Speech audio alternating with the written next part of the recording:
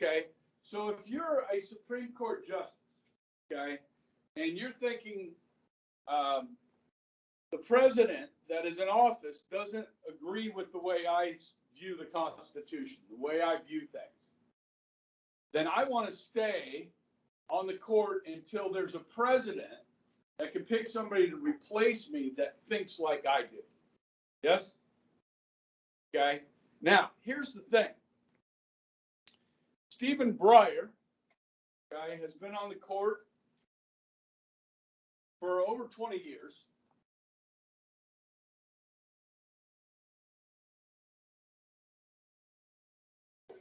And here's, it actually might be B-R-E-Y.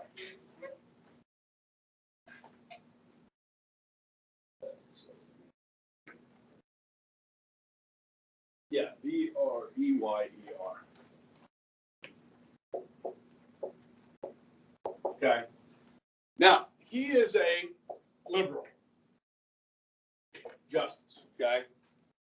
All right, now, and Joe Biden is a Democrat, which is on that side of the political spectrum, correct?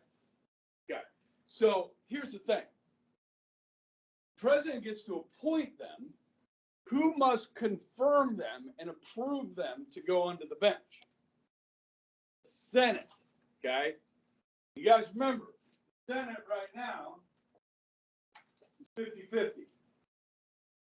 Republicans and Democrats. So what word on the street is that Stephen Breyer was, let's say, convinced that he needed to retire, because what's going to happen in November of 2022, this year? There's a good chance, really good chance, okay, that this is going to change. And there are going to be something like this, which means if Stephen Breyer waits until after the midterm elections this year, when Biden appoints his replacement, Republicans will be able to stop it. Does that make sense? Okay. Now, has anybody heard the criteria for who Joe Biden is going to choose as the new Supreme Court justice? A black woman, okay? Now, I did a little research this morning, okay? And I looked up, heck, I can put it up right here. I looked up, because what that does is you shrink the pool of people that to choose from. Now, in a situation like appointing Supreme Court justice, right? You would want to pick the most qualified person for a job, right? So right away, you're just limiting it to a very small number of people, because listen, I looked this up. This is a list of federal African-American judges, okay? Now, they didn't break this out by women, okay? So list of African-American federal judges. And usually when you appoint a new Supreme Court justice, you appoint a federal judge to fill the Supreme Court seat. Now, that hasn't always been the case. Governors have been chosen. Some people are floating Kamala Harris's name. So like Kamala Harris would resign as vice president, become Supreme Court justice, and Biden would pick a new vice president. Okay. Now, I don't know if that's going to happen. Now, the White House has kind of played that down a little bit. I mean, this is all happening in the last few minutes. Okay. But so when you look at this, and this is pretty cool historically. I talked about this in history class last semester. Harry Truman was the first president to appoint an African-American judge to the federal courts. Okay. And then this is pretty interesting. So you can kind of see. Now, these are the only two African-Americans that have ever served on the Supreme Court. Okay, so you had Thurgood Marshall, okay, who was a lawyer for the NAACP, okay, and then Clarence Thomas, okay, which, by the way, is a conservative justice, okay, he's on the right side, okay, he's still there. He was appointed by the first W. Bush, okay. Then you come down these circuit courts. There's 13 appeals courts, okay. You can see Truman, Kennedy appointed one here, Johnson, Carter, bunch, Reagan, Bush, Clinton, Bush, Obama appointed a lot, okay. Trump, none to the circuit courts. Biden is 4. And then these are district courts. There's 94 of these. We have one in Wichita, okay, a federal district court. So if you scroll down here, okay, you start with Kennedy, Johnson, Nixon, Carter. Now, all of these people are gone. They've all died, okay, or retired, okay. When it says incumbent, they're still there. They're still serving, okay. Clinton appointed a bunch, Bush, bunch. These are all African Americans. Obama, bunch, okay. Trump, a bunch, or quite a few, okay. So these are people that are part of that pool, but you've got to look at the women's names, okay, because he's just selecting a black woman, okay. So like Ada here, Lydia here, okay. So what this does is it really shrinks the pool of candidates for. Now, you guys remember when we talked about affirmative action at the beginning when we did the thing? Okay. We talked about affirmative action for getting into college, affirmative action for government contracts, and for hiring. We talked about firefighters and stuff like that. Yes? Yeah. Now, the Supreme Court itself, that President Biden is nominating somebody to, has said affirmative action solely based on race is unconstitutional.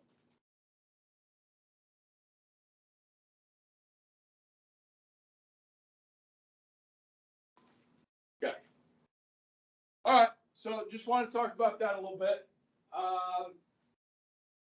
Not much other news going on with the government right now, but this will be in the news for a while. They have really till November to get this done. Okay. Now, guys, when Biden appoints somebody, they will have what are called Senate hearings. So they'll bring this candidate in front of the Senate and they'll ask them questions. Like, what's your judicial philosophy? And that sort of thing, okay? So obviously Biden will pick somebody that agrees. Let me just talk about this real quick, okay?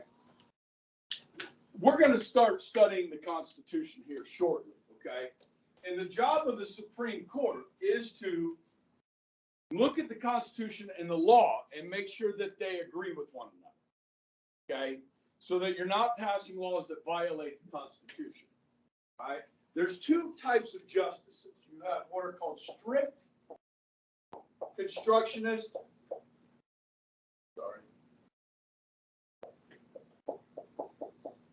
And loose construction. All right.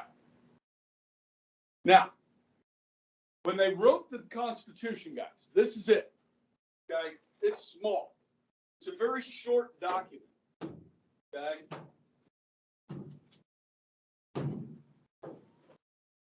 Give me a second.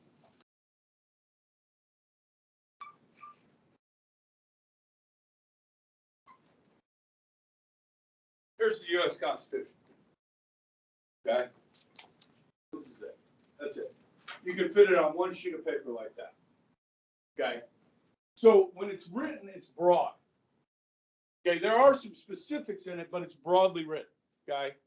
So you try and figure out what they mean by, okay, in here. Congress is empowered to do the following: lay and collect taxes. Congress can borrow money. They can regulate national and international trade. This is right out of the Constitution, okay? So what a strict constructionist does is looks at the Constitution and tries to go exactly by what was put in it. Sometimes that's not always really clear. So they use other documents to help them understand what the founders meant by what they wrote in the Constitution. Guys, this is the Federalist Papers. You guys remember studying the Federalist Papers last year? At some point, you've heard of these? Okay, these explain the Constitution. These were written by James Madison, who's the father of the Constitution. Okay, these are written by Alexander Hamilton and John Jay, who was the first Chief Justice to the Supreme Court. Okay, now, these help explain the Constitution. So a strict constructionist, these tend to be on the right. Have you ever heard the Constitution called a living, breathing document that can be adjusted with the times, with society? Okay, these tend to be loose constructionists, people that read the Constitution in a broad manner and interpret it in a way that jives with current thinking in society. Okay? These people tend to be on the left. So what Biden will be choosing is most likely a loose constructionist. Follow me? Right now, there's 6 of these and 3 of these. Actually, okay, you've got Kagan, Breyer, and Kagan, Breyer, and Sotomayor. Okay, those are the 3 liberals. Okay, and then you have 6 conservatives. All right, so Trump appointed how many? 3. Okay, so he picked strict constructions. Trump did. Okay, now they're not always strict. Sometimes they switch sides. Okay. So you have your very strict constructionists, like the African American Clarence Thomas. Okay, he's the most conservative judge on the court right now. Okay. And the most liberal judge on the court right now is Sonia Sotomayor. Okay. So those are the 2 bookends, and then everybody else kind of fills in between. Okay. Good. So just it's government class. This is a big deal. Yeah. He's staying on until now they're like us. They have summers off. The Supreme Court. Okay. Their schedule mirrors like a college schedule or a high school schedule. Their calendar. So they're working right now, hearing cases. They're issuing decisions like the mask mandate one. A lot of the decisions that the Supreme Court will release, they'll hold until June or July and release a bunch of decisions. Okay. If it's something that's a pressing matter like the mask mandate, they'll issue that opinion quickly. Okay. Does that make sense? So there's cases that they've already decided, but they just haven't released. Probably still working on like the writing of the opinions. Okay, so they do majority opinion, which is the official opinion. You have those that dissent with it, that disagree with it, and their opinion why. And those that agree for different reasons, which are concurring opinions. And so it takes a while to write all that out and make sure they got it just right. Because when they make a majority decision, it's huge, because that is basically how we read the Constitution from here on out, and the law. So they take their time with it. But if it's a pressing issue, they'll get it out right away. So, right now, they're hearing cases, they're writing opinions, they're reading briefs. Supreme Court's busy. It's not like they're just sitting around doing nothing. If you like to read and write and read and write and read and write and study, become a lawyer. Because that's what lawyers do. They read and write. And judges do that. Okay, and Supreme Court justice, that's all they do. You know, they got to go back and look at previous cases. They've got to write these opinions on these cases. They got to debate them and study, okay, to make sure they get the decision right. Okay, guys, this is more based on feelings. This is more based on law. Okay, an easy way of thinking about it. All right. All right, so guys, we're moving on to section 2, and we're going to look at the origins of our government. Okay, in order to do that, we got to go way back. Okay, so we're going on a journey here. You ready? I'm on board. We're going on a journey. 1215 to 1776. So about 500 years of history in about 2 weeks. Okay, with a focus on constitutions, okay, and law. All right, so we start here.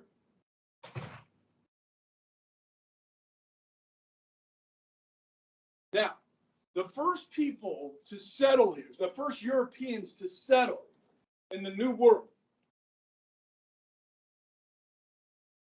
were from England.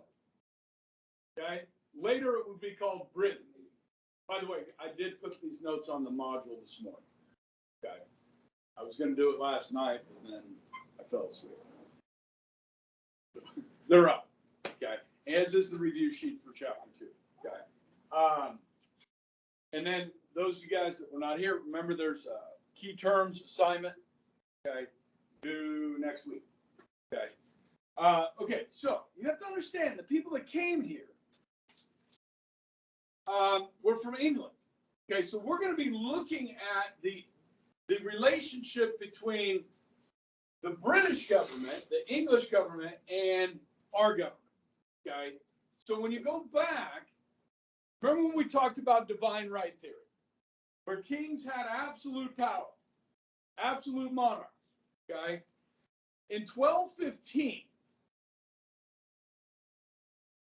King John was forced to sign the Magna Carta. Now, this Magna Carta did something that hadn't been done before with the divine right of kings. It placed limits on the king, what the king could do. Prior to that, the king could do whatever the hell he wanted. If he wanted to tax you individually, he could come to send his people to your house and take your stuff as payment for taxes anytime he wanted. He answered to nobody.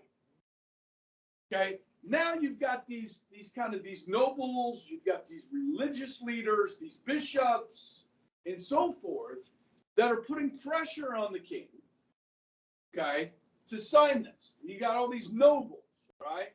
Now he didn't want to sign it; they forced him to. Okay. What this did for the first time, guys, was, like I said, put those limits, create a rule of law for the king. Okay? That everybody must abide, including him. This made the king consider the effects of his decisions on his people and his kingdom. All right? Now, guys, this isn't democracy. Okay? It's a baby step in the right direction. Okay? So it's important that we talk about it because it's really the beginning of going from an absolute monarchy to democratic rule. Okay? A 500-year journey.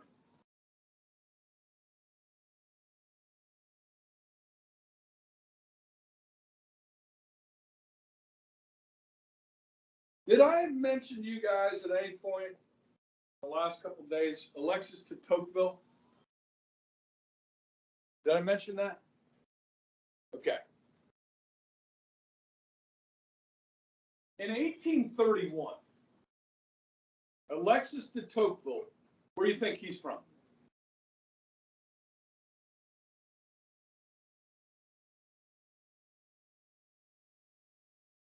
Where's he from? De Tocqueville. Alexis de Tocqueville.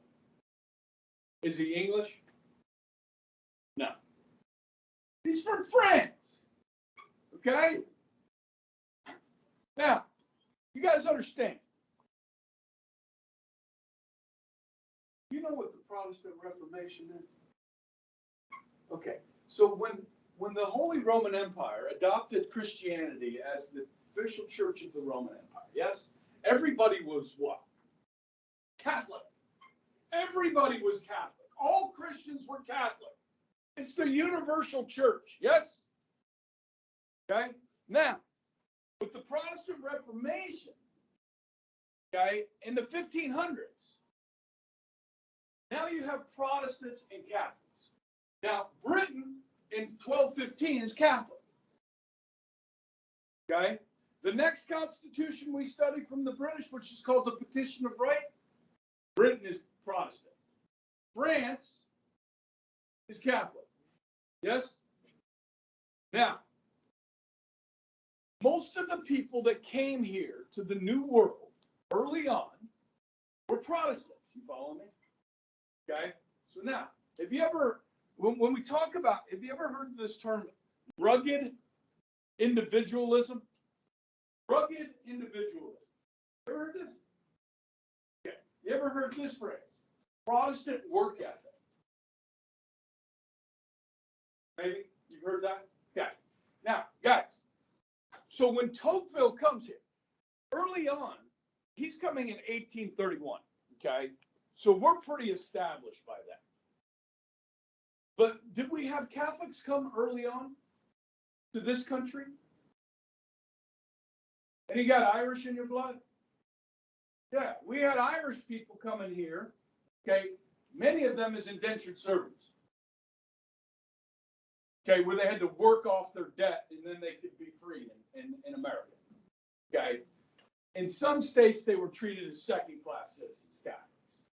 In some times and places, they were treated just like everybody else. Okay, this is early on.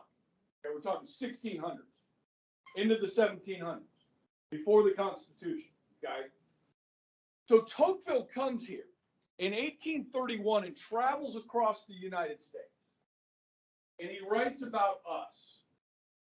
He describes democracy in America. He describes the American people from an outsider's view. Somebody from France. Okay? And it is in this that you get this idea of the individual. Okay? And guys, in 1831, almost everybody went to church. You know what I mean? The churches were packed every Sunday. It's one of the kind of the cool things about Wichita, Kansas. You drive around on a Sunday morning, you see church parking lots filled. Okay? Go to Europe today. Big cathedrals, right? They're empty. Christianity's dying in Europe. It's dying here. Okay? So when we talk about who we are as a people, we get a lot of this from the British. Both religious-wise, government-wise, language, right? What am I speaking right now? And everybody understands it in here, I assume, right? Some of you are bilingual, can speak more than one language, okay? But, yeah, I mean, this is where we get our traditions from and how we move forward as a people, okay? Now, Father Andrew, did I tell you this? Father Andrew gave me this book yesterday. He just finished reading it. I've only read about 10 pages, but it's off to a really good start. But this is the Catholic Catholic revolutionaries who established America. Okay, you guys know there's one Catholic that signed the Declaration of Independence. You guys know that? You know his name? Anybody know his name? Okay, it's over there by Tarbell. Okay, there's all those signatures right there. One of them is signed by Charles Carroll. Heard that name? That was my grandfather's name. Charles Carroll Ebright. Okay, which is interesting. Okay, but anyhow, Charles Carroll was like one of the wealthiest, if not the wealthiest Americans in 1776. He was from Ireland, and his father was super wealthy, and then he was super wealthy. Okay, And he was educated both at Oxford in England, educated in France as well. So this guy was very educated and very rich. And so the Protestants let him hang out. Okay? And so I'm really looking forward to this. Okay? Now, this book opens with a slave rebellion in 1793 in South Carolina. These particular slaves, guys, were from the Congo. Okay? Guys, the French had been down there in the Congo converting people to Catholicism. So these slaves, some of them were Catholic, and they revered Mary. It was like, I mean, it was a big deal. And because of the French in the Congo, many of these slaves who had lost a war and then were sold into slavery, they knew how to handle guns. They knew how to use weapons, these slaves. Okay? There weren't a lot of slave rebellions. And the ones that survived this rebellion tried to get to Florida, which was controlled by who? The Spanish, right? Who were Catholic. Guys, I mean, this is like in the first 10 pages of this book, the slave rebellion, about these Catholic slaves. I'm like, Catholic slaves? I didn't know that. Okay? Really interesting stuff. Okay? So I need to get going on this. But anyhow, I told Father, because he said, I think you'd like this for your class. I'm like, yeah. There's a book on Charles Carroll called American Cicero. Okay? That Father Eric Weldon gave me a few years ago. I took a class with Father Weldon, and really good, really interesting stuff about the Carroll family, the Catholic family from Maryland. Okay, all right. So just kind of you understand, most of the people that are here are Protestants, but Catholics do play a role in all of this. Okay, and certainly everybody back in 1215 was Catholic. Okay. All right. So moving forward. Now we're jumping like 400 years here. Right? So understand, but the Magna Carta has been around for 400 years. So everybody that's British knows the Magna Carta. You go to school, you read books, everybody learns about the Magna Carta. Okay, just like we learn about the Declaration of Independence. Okay, so that's like their founding first constitution that limits the power of the king. Okay, over time, okay. The king has this council of nobles and religious leaders. Okay, they advise the king. It eventually grows into a representative council. Now, are the bishops, the nobles, the aristocrats, are they really worried about the common man, or are they worried about their own self-interest? Yeah, so when we talk about a representative council, this is the elite looking for representation of themselves. Now, some of that may benefit the common people, but that's not their goal, okay, necessarily. So eventually, guys, this is going to turn into a thing called Parliament. Okay, this representative council. All right? I think you've heard of this, and I showed you some video the other day, I think, from the House of Commons. Did I show that in here? Yeah. So now, when this first started, guys, the House of Commons had no power. The House of Lords, the upper house, had all the power. So what we're looking at over about 200 years is that switching, where these aristocrats, they lose their power, and the commoners, they gain their power. That's your democratic rule, or representative government, okay? Where people get to elect their neighbors to go represent them, okay? So this is a bicameral. This is a term we should be familiar with. Bi meaning two houses, two chambers. In our system, Congress, we have the House of Representatives and the Senate. Okay. So, as representatives of the people, Parliament tried to limit the power of the king more, even more. Okay. And this is happening after the Magna Carta up into the 1600s, where they will write a new constitution. All right.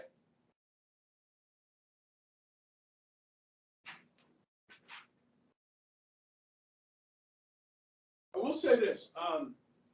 When we look at our our Bill of Rights, okay, the Magna Carta, the first constitution for the British, prohibited unreasonable search and seizure, which is our Fourth Amendment, okay?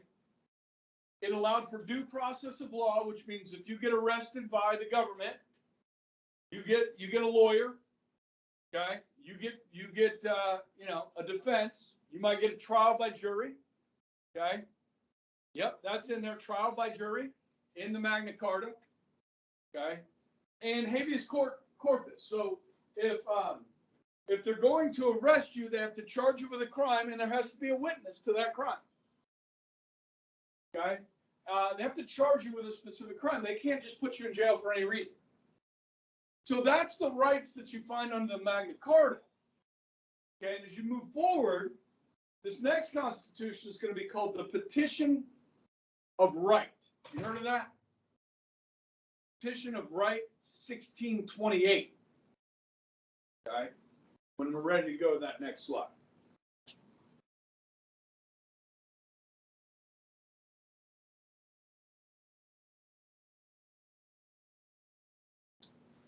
So, like, when we talk about these traditions, this is a tradition we have. That's from the British. Okay, another one.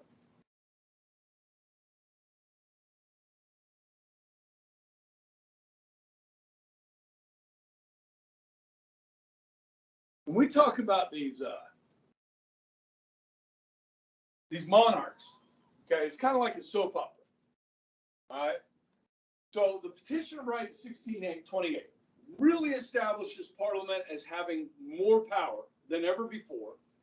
Okay, they forced King Charles I to sign this, and it starts to give us more individual rights. Okay, strongly limiting the power of the king, no false imprisonment, no quartering of soldiers, meaning you can't house them in people's homes, no military rule during peaceful times, so you can't have martial law anytime you want. You can't just like have soldiers in the streets intimidating people, okay? Heard of this one before?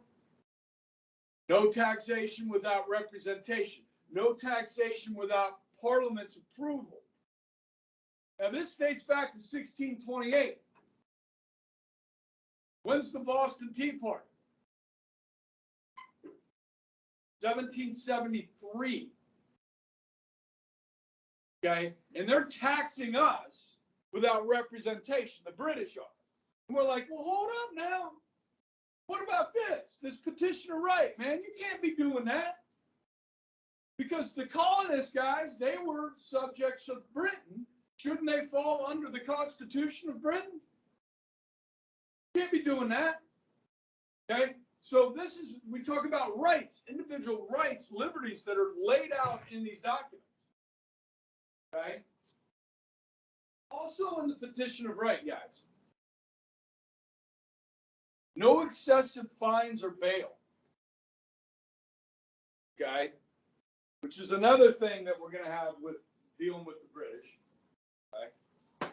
Now, this is King Charles I. Now, Charles decides to break some of these. He violates some of these. So Parliament, they've had enough. And by the way, guys, by now, England is Protestant. Okay, the Protestant Reformation. So the Anglican Church, or the Church of England, is now the official Church of England. Okay, Catholics are persecuted in Britain. Protestants are persecuted in France. England and France will be at war.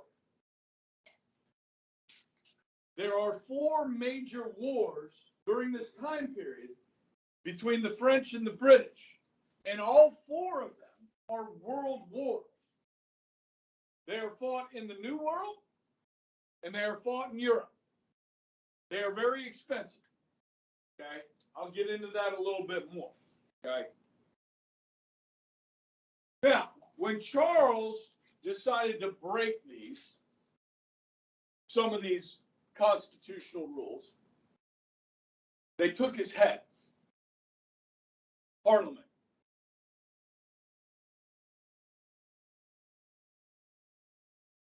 Here's Charles the First. Okay.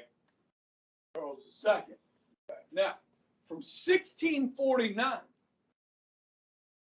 1660, 11 years, guys, after they killed Charles, there's no king. You guys heard of this? What's it called? The 11 years. No, the Parliament rules. No king. It's called the Long Parliament. Okay? Does anybody remember the leader of that Long Parliament? He was not a king. His name was Oliver Cromwell. Oliver Cromwell. Now that didn't work out too good for the British. It just wasn't working. And so they said, you know what? We need to restore the king. So, but you got to have somebody in the bloodline, right? So they're going to bring in Charles II. Okay? And the problem with Charles II is not that anything wrong with him, other than he doesn't have an heir. He doesn't have a son. So the heir to the throne would be his brother. Now his brother's the problem. Brother's name is what?